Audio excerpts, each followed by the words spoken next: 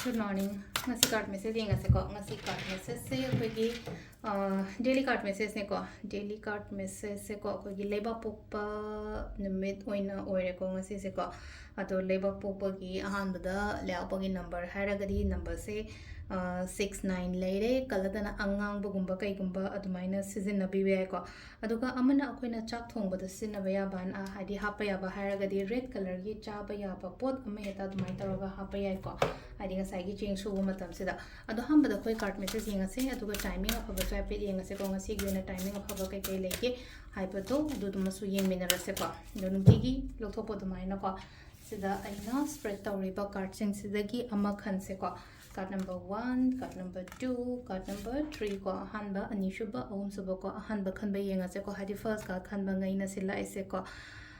problems loishalakpa haitar ko sila ise ko hadi problems loishalakpa an haragadi kamaina no hadi ko hadi ai nuai taba khotaba mayam do ngasi se loi loishan bo oigrasano ko ngasi loi loishalaga afaba mayam ama lakpa oirasano ko number 1 gi se engonda nuai taba khotaba mayam loi chatkiba oina oibado ko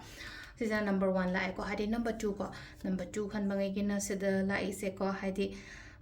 positive oyo yamna isa se yamna positive oyo hadi mi se meditate tawraga mi shalaga hadi magi laibak sida star ama kai ama leise leno ko dhyan tawraga meditate kumba tawro ko laga tama aina khalliba aina ningi ba se phangani hana so khanbiyo ko shana ko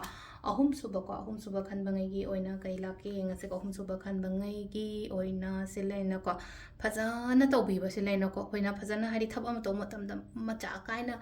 फजना तौबदो मगसिलेनो Koyna खोनसिदा कैनोमा सुबै टाइपता हाइदि मसाला सुबा हारे खोनसिदा canoe तो high फजना तखाइदरा नेना तानांका फजना हाइतारो थबा म तौ मतमदा फजना मवोंग ताना तौबियो अन हारि बसिदा हाइदि ओइद्रि फावबो canoe तौद्रि फावबो को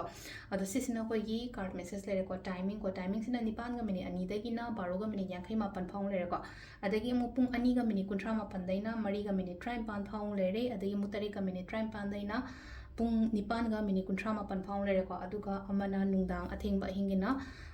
पुंग canoe दगी को पुंग 10 दगिना next day nongalamdagi pung ani ga minute ani phau legani ko do sisna khoi ngasi gi oina phaba timing ko adu tuesday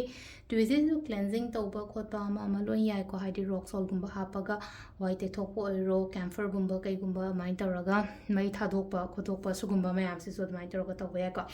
adu sida leire ko khoi gi ngasi gi oina ko daily card message me thank you